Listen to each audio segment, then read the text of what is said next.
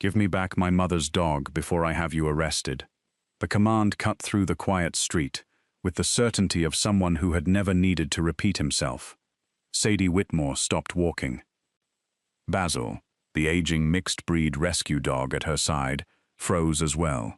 The 12-year-old dog glanced once toward the towering man in the tailored charcoal suit, then quietly stepped behind Sadie's legs, pressing against her calves until only the tip of his gray muzzle remained visible. Across the driveway, 3 black luxury SUVs idled silently. 4 security guards waited for instructions. Neighbors peeked through curtains. Dominic Valenti stood motionless beside the open vehicle door, his expression perfectly controlled. At 43, the legendary head of one of the East Coast's most influential families looked exactly as the newspapers described him: impeccably dressed, broad-shouldered, intimidating without effort, and accustomed to immediate obedience. Governors returned his calls. Judges attended his charity galas. Business leaders postponed decisions until hearing his opinion. Yet at that moment, none of those things mattered, because one elderly rescue dog wanted absolutely nothing to do with him. Dominic extended a hand. "Basil." The dog answered with a low growl, before burying himself even farther behind Sadie. A ripple of awkward silence spread through the driveway. Vanessa Crowell folded her arms. "I believe," she said smoothly, "the attachment has become rather unhealthy." Sadie kept one hand resting lightly on Basil's shoulder. "No." Vanessa raised an eyebrow. "No. The attachment is healthy," Sadie replied calmly. The routine around him wasn't. Vanessa's smile thinned. Interesting opinion for someone hired to walk a dog. Before Sadie could answer, Dominic spoke. "My mother employs dozens of professionals." His voice remained quiet. "Measured, controlled. We have veterinarians, house managers, personal assistants, medical staff." He looked directly at Sadie. "We do not require instruction from a dog walker." Sadie met his eyes without hostility. "Then why has Basil collapsed twice this month?" Silence. One of the house managers looked toward the ground. Dominic's jaw tightened. "What are you talking about?" Sadie gently scratched behind Basil's ears. "The first collapse happened after his medication was delayed by almost 6 hours. No one spoke. The second happened after someone changed his food because the original brand wasn't available." Another silence. "And whoever made that decision never bothered reading his digestive restrictions." Dominic slowly turned toward the staff gathered near the entrance. "Is that true?" No answer came immediately. Finally, one assistant cleared his throat. "The veterinarian's schedule was difficult to coordinate." "So you improvised?" Dominic asked. "We believed." "You believed," Sadie interrupted quietly, "that he was just a dog." Every eye shifted toward her. She continued without raising her voice. "He isn't expensive because he's valuable. He's valuable because someone loves him." Basil leaned gently against her leg. Dominic watched the movement. The dog trusted her completely, not because she commanded him, because he had already chosen. Before Dominic could respond, the front door opened. Teresa Valenti stepped outside with the assistance of a polished walnut cane. Although recovering from a minor hip injury, she carried herself with unmistakable elegance. Silver hair framed a face marked more by kindness than age. The moment Basil saw her, his tail wagged enthusiastically. But instead of running toward her, he glanced first at Sadie, as if asking permission. Teresa smiled. "Go ahead, sweetheart." Only then did Basil trot carefully across the driveway, before returning almost immediately to stand between Teresa and Sadie. Dominic frowned. "Mother." Teresa ignored his expression. Instead, she looked toward Sadie. "Did he finish breakfast?" "Every bite." "Medication?" "On time." "Morning walk." 32 minutes. We stopped twice, because he became tired." Teresa nodded with quiet satisfaction. "Thank you." Dominic looked between them. You hired her. I did. Without informing me. I wasn't aware I needed permission to care for my own dog. You needed coordination. No. Teresa's voice remained warm. I needed someone who actually paid attention. Vanessa stepped forward. Mrs. Valenti, surely the household staff. The household staff, Teresa interrupted gently, fed him according to convenience. They walked him according to scheduling software. They medicated him according to calendar reminders. She looked directly at her son. No one asked how he felt. Dominic inhaled slowly. I hire the best people money can buy. Sadie finally answered. You hired expensive people. She paused just long enough for the words to settle. That is not always the same thing. Even the security guards avoided eye contact. Dominic had negotiated billion-dollar contracts. He had dismantled hostile acquisitions. He had stared down politicians. Yet no one had ever challenged him so simply, or so accurately. Teresa sighed. I've already dismissed the assistants responsible for Basil's routine. Dominic blinked. You what? I dismissed them. You made that decision alone? I made it after watching my dog become frightened inside his own home. She rested one hand on Basil's head.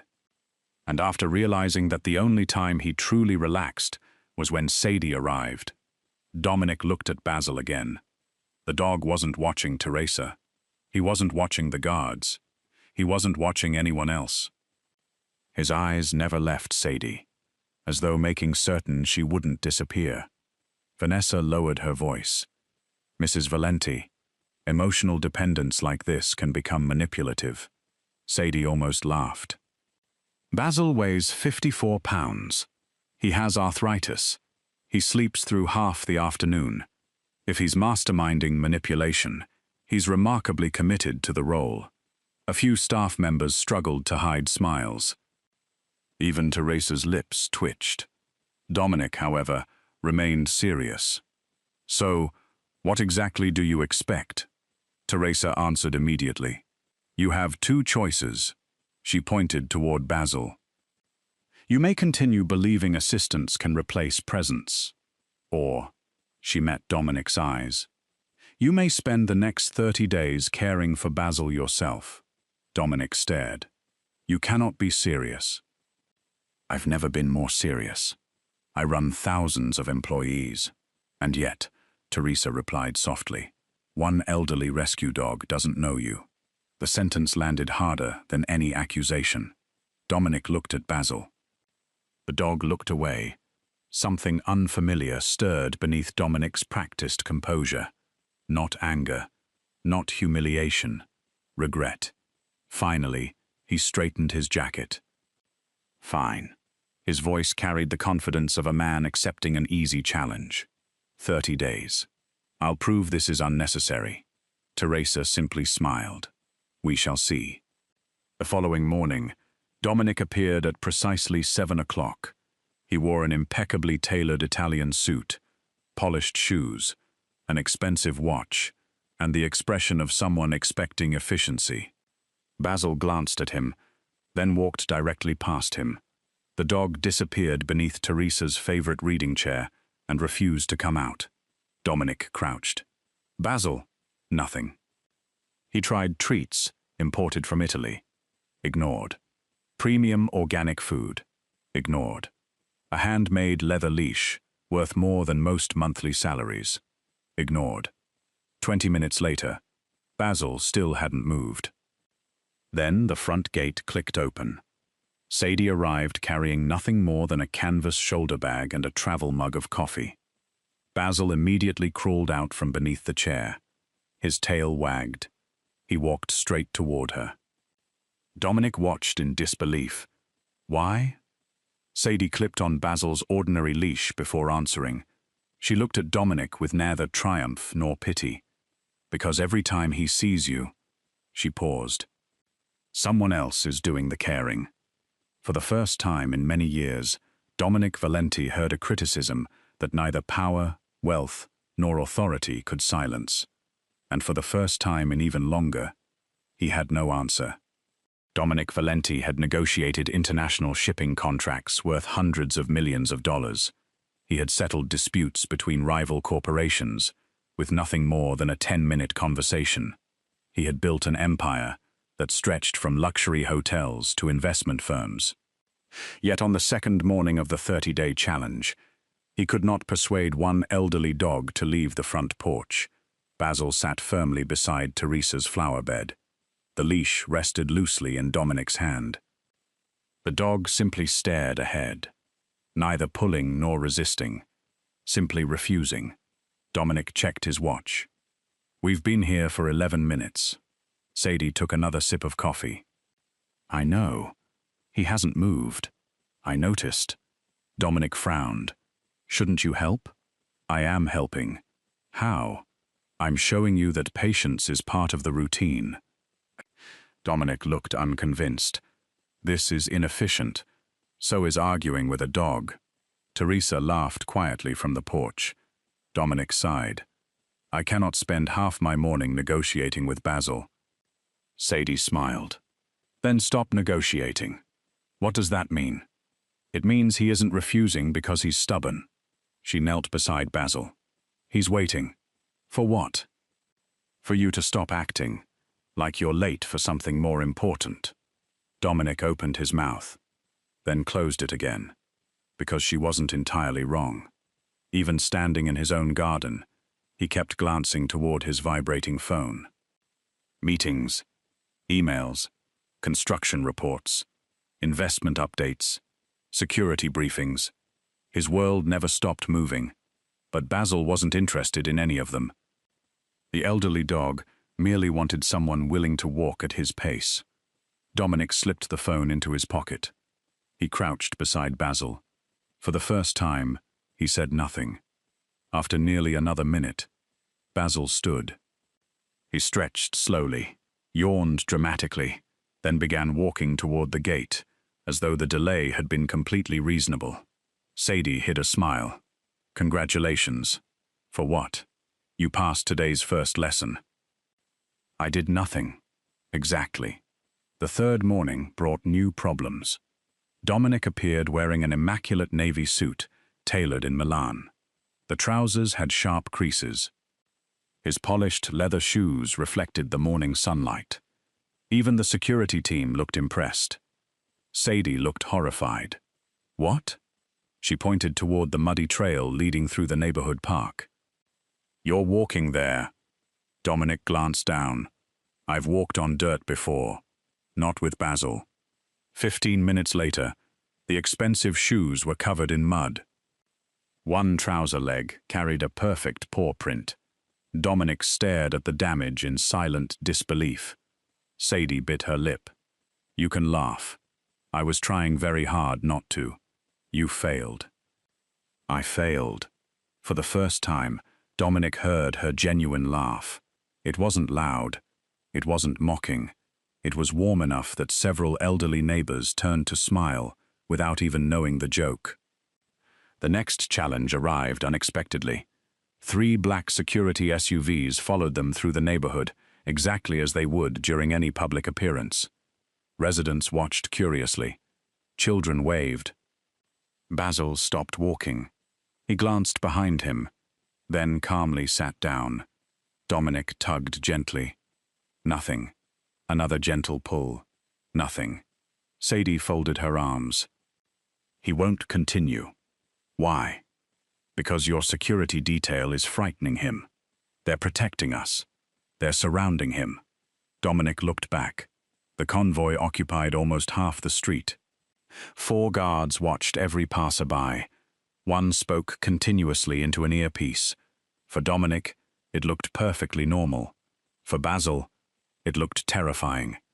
Dominic motioned toward his head of security. "Stay behind." The man hesitated. "Sir, you heard me. Protocol requires." "I said stay behind." The guards exchanged uncertain looks before stopping nearly 100 yards away. The moment the vehicles disappeared around the corner, Basil stood up. Without hesitation, he resumed walking. Sadie glanced sideways. The dog just won an argument against your entire security department. Dominic rubbed his forehead. I sincerely hope nobody reports that.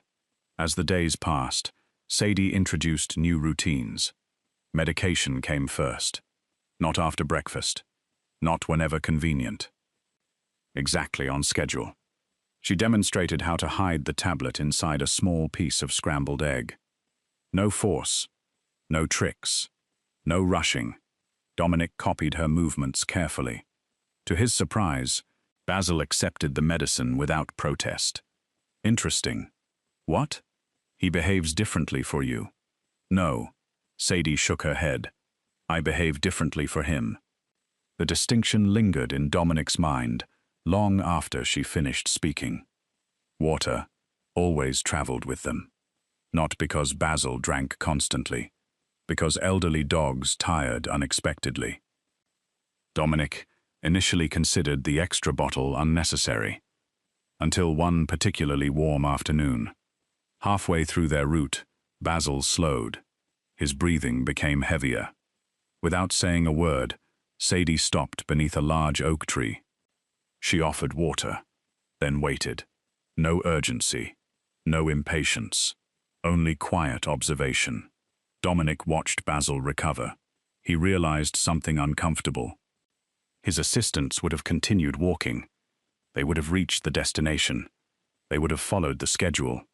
Sadie had ignored the schedule entirely, because she was paying attention to the dog instead. Soon the neighborhood grew accustomed to seeing Dominic every morning. Without bodyguards nearby, few recognized him. To them, he was simply Teresa Valenti's son. An elderly woman watering roses waved cheerfully. Young man. Dominic turned. She handed him a biodegradable waste bag. Be responsible. He accepted it automatically. Only after she disappeared inside did he stare at the bag in his hand. I have chaired international economic summits. Sadie nodded solemnly. And now you've been promoted. Promoted? To responsible dog owner. She couldn't hold back her laughter. Even Dominic smiled.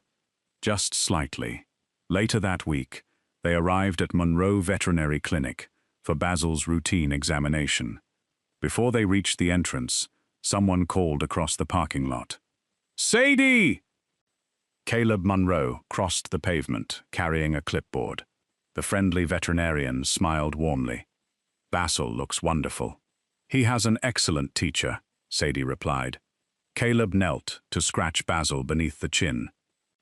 And how's my favorite old gentleman? Basil wagged enthusiastically. Dominic noticed everything. The easy familiarity, the comfortable conversation, the effortless smile Sadie rarely showed strangers. Caleb stood. A few of us are having dinner at the community center Friday. He looked at Sadie. You should come. I'd like that. Before she finished speaking, Dominic interrupted. I'm afraid Basil may require additional observation Friday evening. Both Caleb and Sadie looked at him. Caleb blinked. The examination hasn't started yet. I prefer being cautious. Sadie glanced toward Basil. The elderly dog had already curled into a comfortable sleeping position. She looked back at Dominic. He's asleep. His condition could change. She folded her arms. Dominic. Yes? Jealousy isn't a veterinary emergency. I'm not jealous. No. No. She nodded thoughtfully. Then perhaps you could stop glaring at Dr. Monroe's hand every time he pets Basil. Dominic looked down. Only then did he realize his jaw had tightened. Caleb, blissfully unaware, continued discussing vaccination schedules. Sadie smiled to herself. The most feared Mafia boss on the East Coast had just lost an invisible competition to a veterinarian. The final embarrassment of the week arrived after Basil's appointment. Dominic opened the rear door of his custom luxury SUV. Come. Basil looked inside. He sniffed the leather seats, then calmly turned away. Instead, he trotted toward Sadie's aging pickup truck. The faded blue vehicle carried scratches along one side. A blanket covered the back seat. Several tennis balls rolled across the floor. Basil jumped inside immediately. He circled twice before lying down with obvious satisfaction. Sadie shrugged. I guess he's made his decision. Dominic stared at the truck. My vehicle has heated seats. Silence. Climate control. Silence. Hand-stitched Italian leather. Basil yawned. Sadie opened the passenger door. You coming? Dominic looked once at his untouched luxury SUV, then at Basil occupying the back seat of the old pickup, like a retired executive refusing a company transfer. With quiet resignation, the legendary Mafia Boss walked around the truck and climbed into the passenger seat. As Sadie started the engine, she glanced sideways. You know, what? I don't think anyone has ever outranked you before. Dominic looked toward the back seat. Basil was already asleep. He sighed. I've been replaced by a 12-year-old rescue dog. Sadie smiled. No, you've just been introduced to the actual boss. By the beginning of the second week, the neighborhood had quietly accepted something no newspaper would have believed. Every morning, at exactly 7 o'clock, the most respected mafia boss on the East Coast could be found walking behind an elderly rescue dog that stopped every few minutes to sniff flowers, greet strangers, or simply admire the sunshine. No one applauded. No photographers appeared. No headlines followed. Yet those ordinary mornings began changing Dominic Valente far more than any boardroom victory ever had. One cool Tuesday morning, Basil unexpectedly slowed near a small wooden bridge overlooking a quiet pond. Instead of sitting down in protest, as he usually had during the first week, he simply looked up at Dominic. Without thinking, Dominic loosened his grip on the leash. You need a break? Basil wagged his tail once. Dominic smiled almost unconsciously. All right, Sadie noticed immediately. You didn't pull. I almost did. But you didn't. He watched Basil drink calmly from the portable bowl before answering. I'm beginning to understand. What? He's never refusing me. No. He's communicating. Sadie's smile carried unmistakable approval. Exactly. For the first time, Basil wasn't merely obeying Dominic. He was trusting him enough to expect that his signals would be understood. A few days later, Sadie handed Dominic the leash before they even left Teresa's driveway. You take him. You aren't coming. I'm walking beside you. Dominic hesitated. What if he refuses? Then you'll wait. What if he pulls away? You'll wait. What if... She laughed softly. Dominic. Yes? You've negotiated billion-dollar contracts. I'm aware. You can manage 20 feet of sidewalk. He almost smiled. I suppose that's statistically likely. Together they walked through the quiet neighborhood. For the first 10 minutes, Basil stayed comfortably beside Dominic. Not perfectly, not obediently, comfortably. The difference mattered. Near the community garden, an elderly man waved enthusiastically. Morning, Dom? Dominic looked surprised. You remember my name? The man chuckled. You've been carrying dog treats for 2 weeks. Hard to forget someone who shares snacks. After the gentleman disappeared, Dominic remained unusually quiet. Sadie glanced toward him.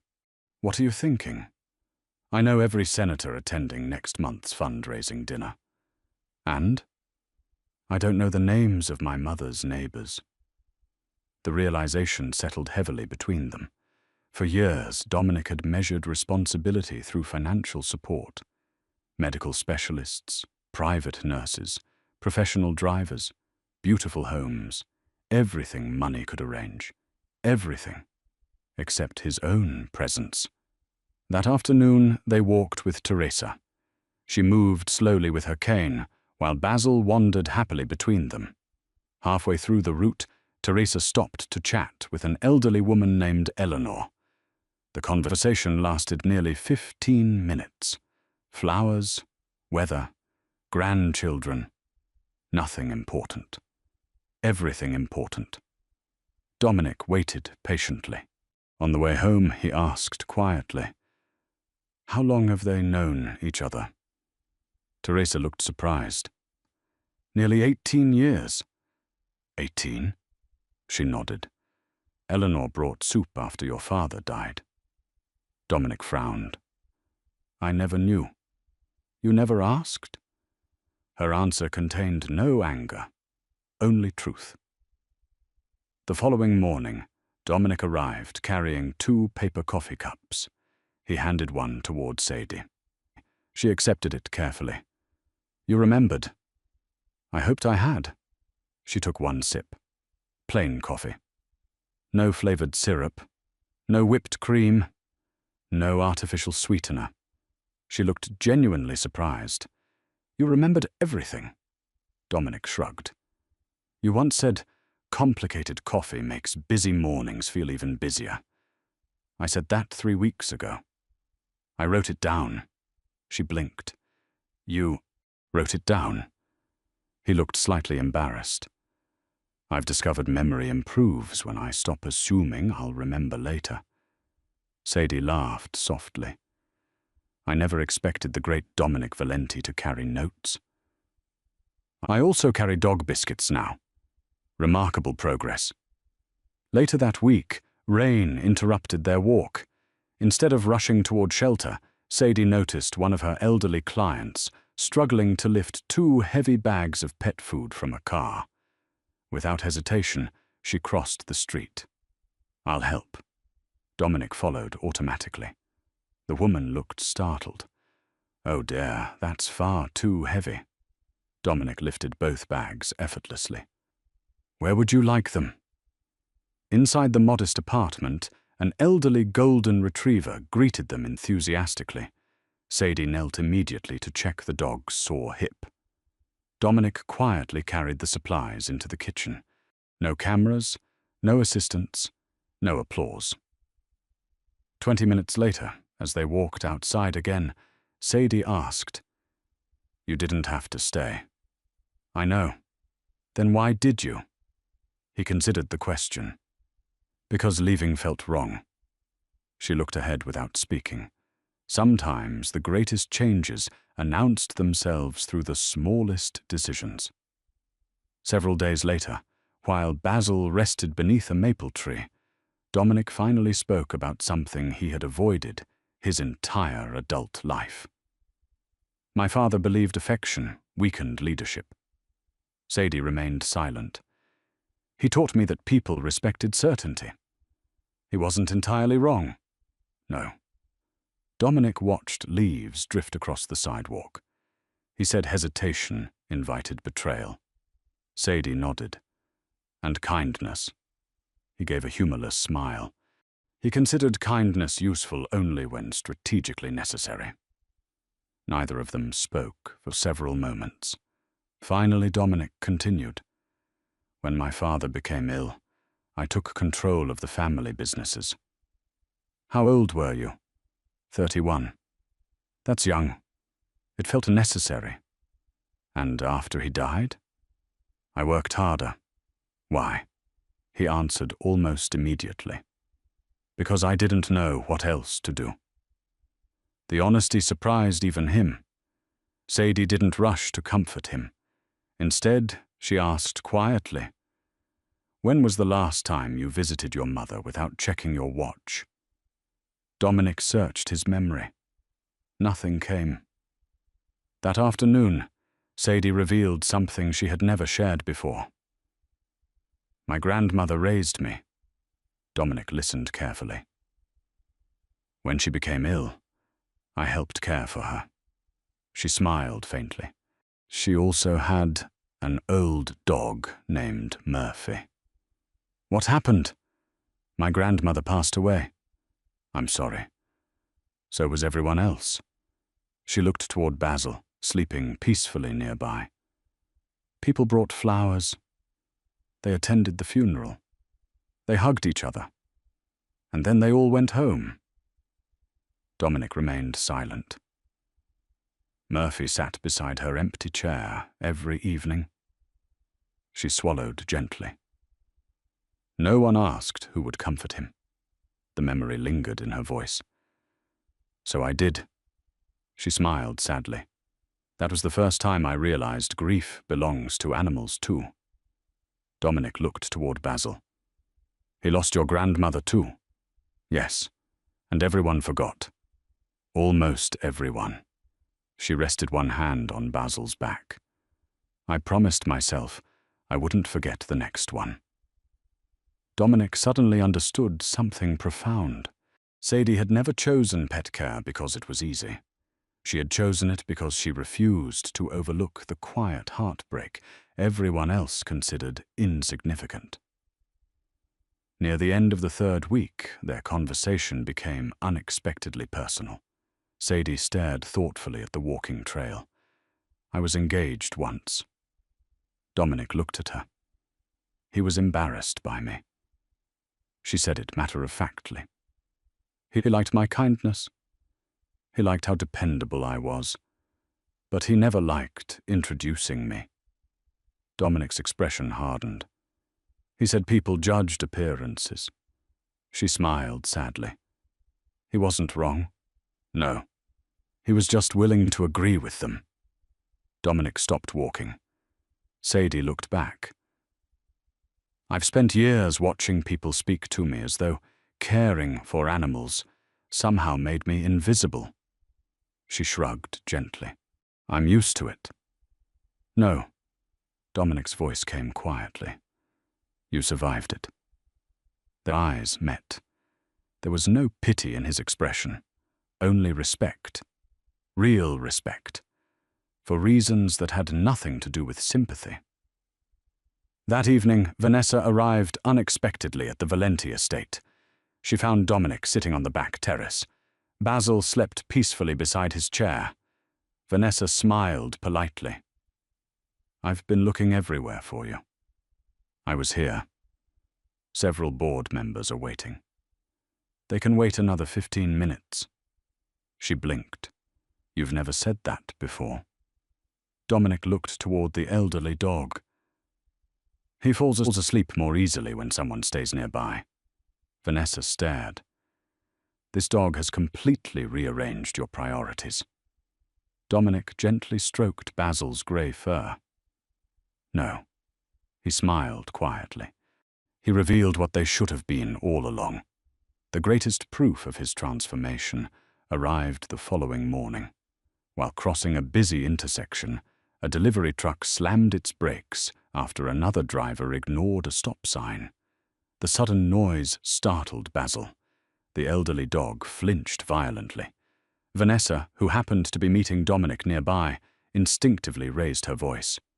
Watch out! Basil immediately trembled. 3 weeks earlier, Dominic would have shouted orders to everyone around him. Instead, he slowly knelt beside the frightened dog. It's all right. His voice remained barely above a whisper. No one's rushing you. He waited. 1 minute, then another. He didn't tug the leash. He didn't command. He simply stayed. Eventually, Basil stepped closer, then rested his head gently against Dominic's knee. Sadie watched from only a few feet away. There was no audience worth impressing, no lesson to perform, no challenge left to win. This was simply who Dominic had become. Later, as they continued their walk, Basil grew tired.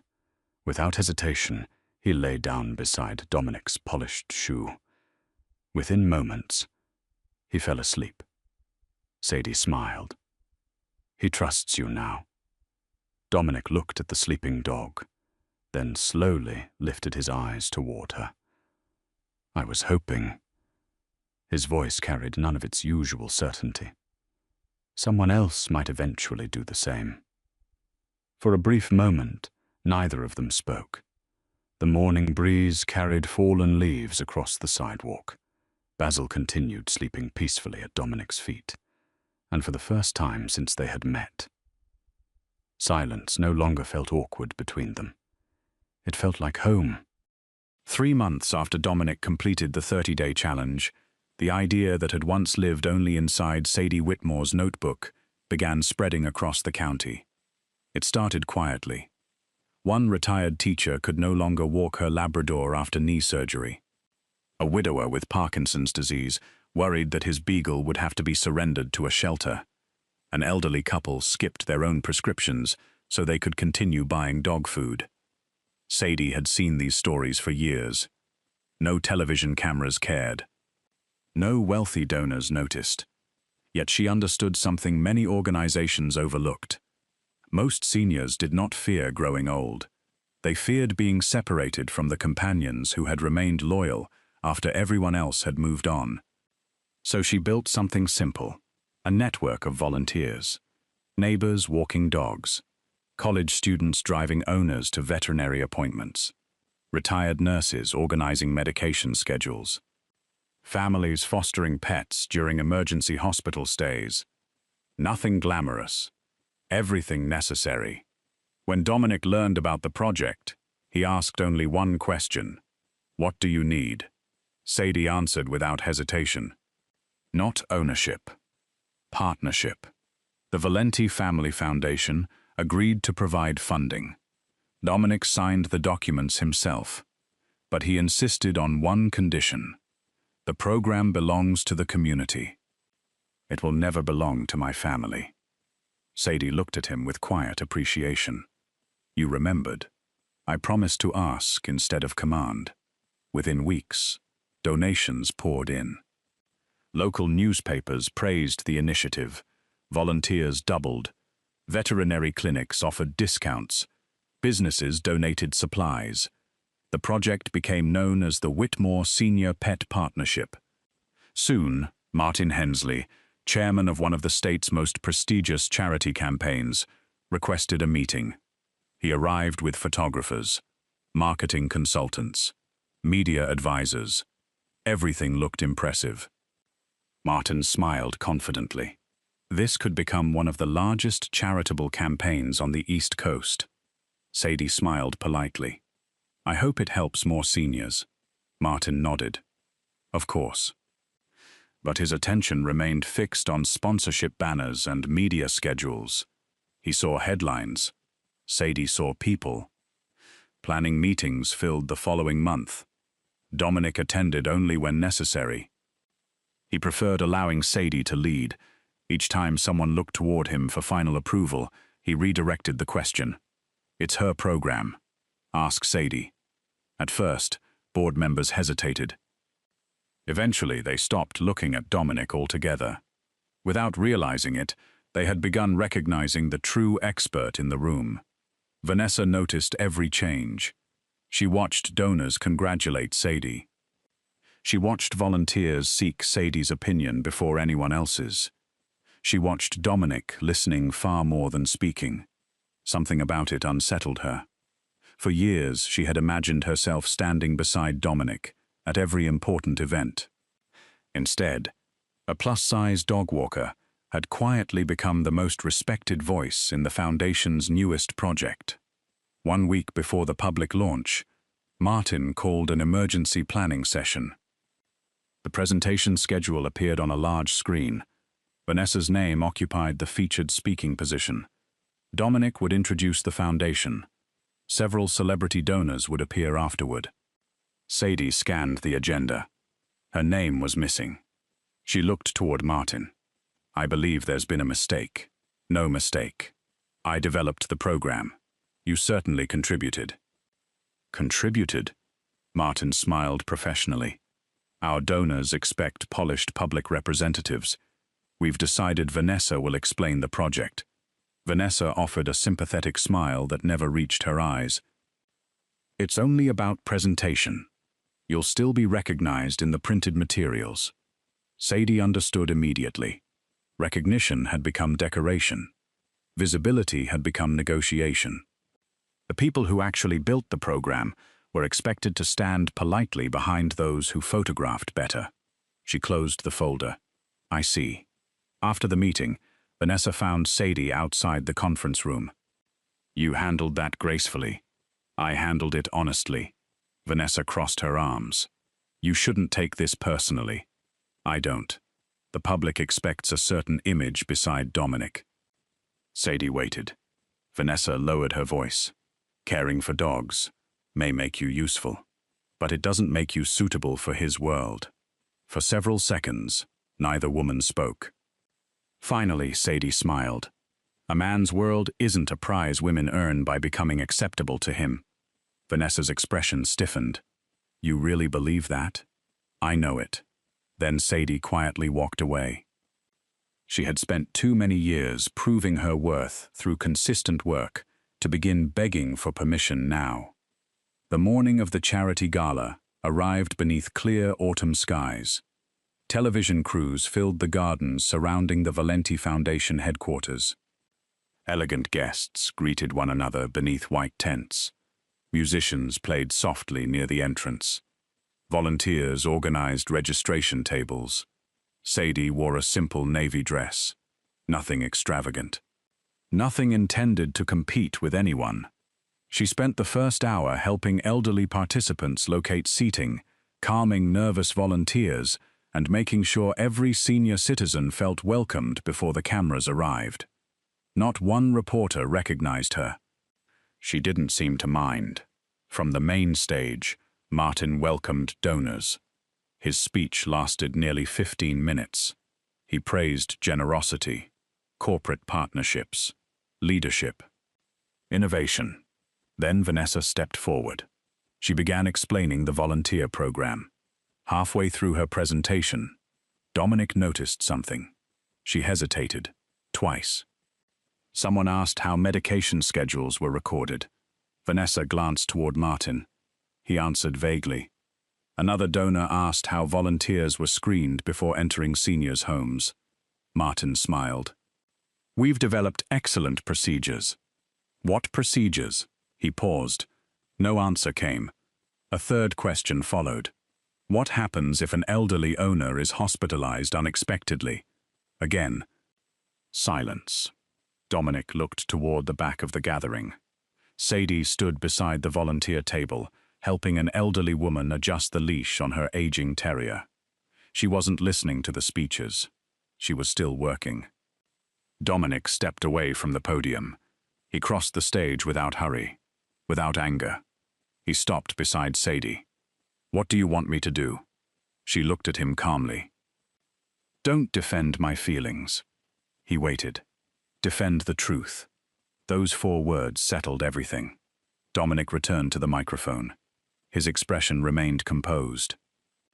Mr. Hensley. Martin smiled confidently. Yes? Would you explain how volunteers report emergency medication changes? Martin blinked. Our staff handles those matters. How? Silence. Dominic continued.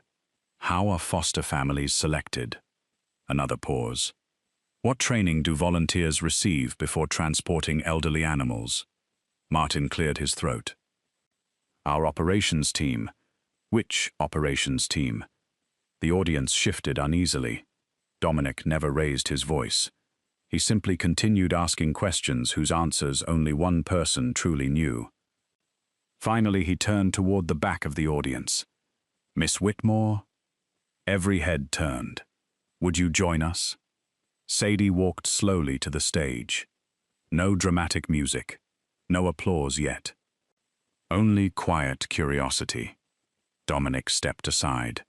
The microphone became hers. For the next 20 minutes, Sadie explained everything. How volunteers were interviewed. How emergency contacts were verified. How medications were documented. Why elderly owners often delayed asking for help until they believed surrendering their pets was the only option. She didn't speak about statistics. She spoke about people. She introduced Margaret, whose cat had remained with her during chemotherapy because volunteers visited every evening. She introduced Harold, whose arthritis no longer prevented his Labrador from enjoying daily walks. She introduced college students who had become weekly companions to lonely seniors after initially joining only for community service hours. By the time she finished, many guests had tears in their eyes. Then Teresa slowly approached the microphone. "I would like to tell you something." The audience fell silent. "When I injured my hip, everyone tried managing my life." She smiled toward Sadie. "This young woman did something different. She preserved it." The room answered with warm applause. At that exact moment, Basil wandered onto the stage.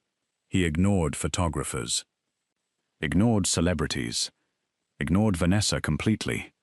Instead, he walked directly toward Sadie, then sat proudly beside her feet. Laughter spread gently through the audience. No one needed an explanation. The dog had just voted. Martin attempted one final recovery. Regardless, he forced a smile. Miss Whitmore remains, after all, only the hired dog walker. Dominic looked toward him. His voice remained calm enough that the silence became louder than shouting ever could. "That describes her profession." He paused. "It does not limit her contribution." The audience applauded immediately. Not because Dominic ordered them, because everyone had already witnessed the truth for themselves. Several volunteers then approached the stage carrying folders. One by one, they described how Martin had repeatedly removed community contributors from promotional materials, how local organizers disappeared from official reports, how photographs highlighted executives while ignoring the people doing the work. The board members exchanged uneasy glances. Within minutes, an emergency vote was called. Martin Hensley was removed as campaign chairman. Immediately afterward, the committee unanimously appointed Sadie Whitmore as executive director of the Whitmore Senior Pet Partnership. She accepted with visible surprise. Not triumph. Gratitude. As guests slowly departed, Vanessa approached Dominic one final time. "You've changed." "I have. She made you look ordinary." Dominic smiled faintly. "No." He watched Sadie laughing with volunteers across the lawn. "She taught me how to behave decently." He looked back at Vanessa. "Those aren't the same thing." Vanessa followed his gaze toward Sadie. For the first time, she realized she had spent years admiring Dominic's influence. Sadie had simply cared about Dominic himself. One ambition sought power. The other transformed a person. And everyone present had witnessed which one endured. Winter slowly gave way to spring, without press releases, without charity galas, without anyone announcing another success. The Whitmore Senior Pet Partnership simply continued doing what it had promised. Every morning, volunteers knocked on doors carrying leashes instead of cameras. College students drove elderly owners to veterinary appointments. Retired nurses organized medication reminders. Emergency foster families opened their homes whenever a hospital stay separated someone from a beloved companion. The program no longer depended on publicity. It had become part of the community itself. Dominic made certain of one thing. Every donation from the Valenti Foundation remained completely transparent. Every financial report was public. Every operational decision belonged to Sadie and her team. When several executives suggested giving the foundation permanent authority over the partnership, Dominic rejected the proposal before the discussion could continue. It was never built to belong to us. The matter ended there. His own routine had changed just as quietly. Every Sunday morning, Dominic arrived at Teresa's home before breakfast. No assistance. No security convoy parked along the street. Usually only one vehicle waited discreetly several blocks away. He carried Basil's leash himself. Waste bags occupied one coat pocket. Dog treats occupied the other. Sometimes neighborhood children ran toward him before Basil even noticed. "Morning, Mr. Dominic." He answered every greeting. He knew nearly everyone's name now. Mrs. Eleanor still insisted on giving Basil homemade biscuits. Mr. Jenkins continued pretending Basil enjoyed listening to stories about baseball. Dominic never hurried them anymore. He had finally learned that conversations, like elderly dogs, followed their own pace. One bright Saturday, Sadie arrived at the veterinary clinic carrying two nervous rescue puppies. Before she reached the entrance, she noticed Dominic already waiting with Basil. "You came early." "I wanted Basil to settle before the appointment." She smiled. "6 months ago, you would have sent 3 assistants." "I know. And probably scheduled the visit for exactly 12 minutes." "I know." She laughed. "I like this version better." "So do I." Neither of them realized how naturally those words had been spoken. Inside the clinic, Caleb Monroe completed Basil's examination. The veterinarian smiled while reviewing the chart. "Excellent weight. Healthy heart. Arthritis hasn't progressed." He scratched Basil gently beneath the chin. "I couldn't ask for better care." Dominic thanked him sincerely. As Caleb finished writing the report, he turned towards Sadie. "I've been meaning to tell you something." She waited.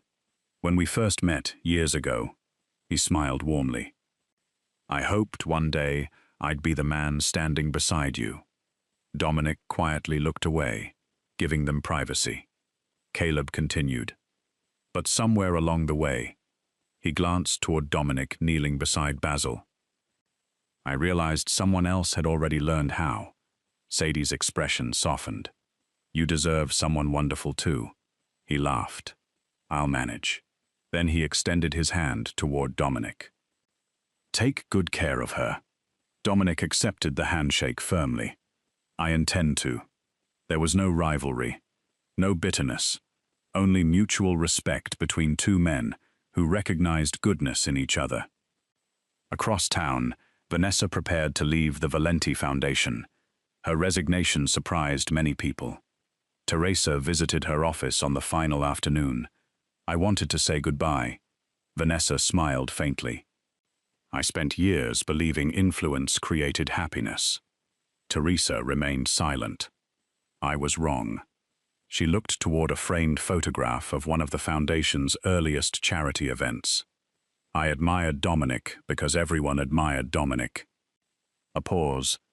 "I never asked whether anyone truly understood him." Teresa reached across the desk and squeezed her hand gently. "We all spend part of life learning the wrong lessons." Vanessa smiled through quiet regret. "I hope I've finally begun learning the right ones." She left, with dignity, not defeated, simply wiser than before. A few weeks later, Sadie prepared to reduce her daily visits. The partnership had grown. New volunteers completed training every month. Basil no longer required supervision during his walks. Dominic handled every medication, every meal, every appointment without reminders. One afternoon, she closed her notebook. "I think we're finished." Dominic looked unusually unsettled. "Finished?" "My job here." He glanced toward Basil, sleeping beneath a blooming cherry tree. "He doesn't need lessons anymore." Sadie smiled. "No, he doesn't." Silence settled between them. Finally, Dominic spoke. "I do." She looked at him. "I still need them." The following Sunday, Dominic invited Sadie and Teresa to the small park where everything had begun months earlier. No photographers waited. No security guards surrounded the entrance. Only morning birdsong drifted through the trees. Basil wandered ahead, happily sniffing familiar benches and flower beds. Dominic carried something folded carefully beneath his arm. When they reached the old wooden bridge overlooking the pond, he stopped. "I have something for you." He handed Sadie a simple leather folder. She opened it slowly. Inside rested several handwritten pages. Not contracts, not financial documents, not deeds to expensive properties. A walking schedule. She turned the first page. Basil's medication routine, his favorite walking paths, the foods he should never eat. The signs that meant his joints were becoming sore. Every detail written neatly by hand. The next page listed Teresa's preferred visiting times, the names of every neighbor she spoke with, birthdays, medical appointments, community events. Another page followed, Sadie's coffee order, the names of her elderly clients, the anniversary of her grandmother's passing. the date Murphy had died. The morning each volunteer preferred beginning work. Everything she had once mentioned casually during ordinary conversations. Everything he had chosen to remember. Tucked inside the final page rested a small velvet box. She looked up. Dominic wasn't kneeling. He wasn't trying to impress anyone. He simply stood before her with complete honesty. I spent most of my life believing love meant making sure nothing escaped my control. He glanced toward Basil, lying peacefully in the grass. You taught me something entirely different. His voice grew quieter. It means caring enough that someone remains completely free to stay. He opened the velvet box. Inside rested a simple platinum ring. Elegant, uncomplicated, exactly like the promise behind it. I won't ask you to become someone different. I won't pretend your work is small. I won't hide loving you because other people might judge appearances. I won't replace conversation with instructions. I won't disappear after life becomes ordinary. He smiled gently. I've learned ordinary moments matter most. Sadie's eyes filled with tears. Dominic took one slow breath, then asked the only question that truly mattered. Would you choose to walk beside me? He smiled toward Basil. Even on the days I forget who's really holding the leash. For several seconds she couldn't answer. Then laughter escaped through her tears. Basil has always been holding it. Dominic laughed softly. I suspected as much. She slipped the ring onto her finger. Yes. Yes? I'll walk beside you. Not because of your name. Not because of your family. Not because of your success. She stepped closer. I'll walk beside the man who learned how to stay. They embraced quietly. Behind them, Teresa pretended to become fascinated by the ducks on the pond. 1 year later, the Whitmore Senior Pet Partnership had become a permanent non-profit organization, serving thousands of elderly pet owners across the region. Volunteer dog walking, transportation to veterinary appointments, medication reminders, emergency foster care, pet food assistance, weekly companionship visits. The walls inside the headquarters displayed photographs, not of donors, but of seniors smiling beside the animals they had never been forced to surrender. Dominic continued funding the organization. He never attended board meetings unless invited. He never voted on operational decisions. Whenever reporters praised his generosity, he always redirected the conversation.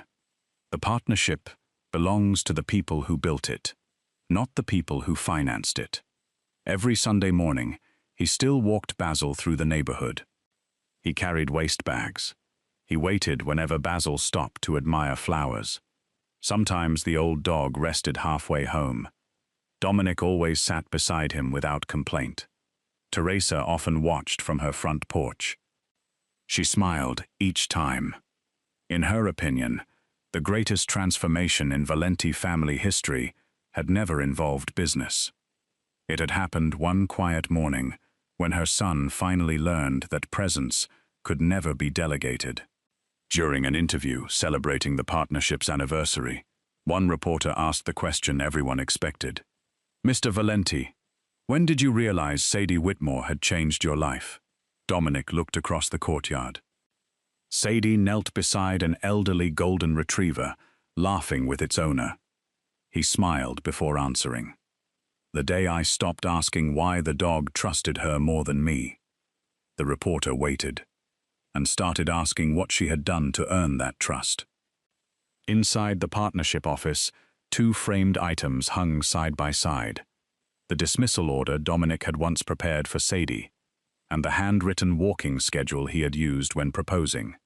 Between them rested a small bronze plaque. He believed loyalty followed power. She taught him loyalty follows care. Late that afternoon, Dominic, Sadie, and Basil began walking home together. Halfway down the sidewalk, Basil stopped. He refused to move. Dominic sighed with theatrical resignation. He still likes you better. Sadie reached for Dominic's hand. No, she smiled warmly. He simply has excellent judgment. Dominic laughed. That makes two of us. Only then did Basil stand. With his tail wagging gently, the elderly rescue dog continued down the sidewalk. This time, the most respected mafia boss on the East Coast didn't lead the way. He simply walked beside the plus-size woman who had taught him that love could never be commanded, only earned through patience, kindness, and the quiet courage to keep showing up long after every dramatic moment had passed.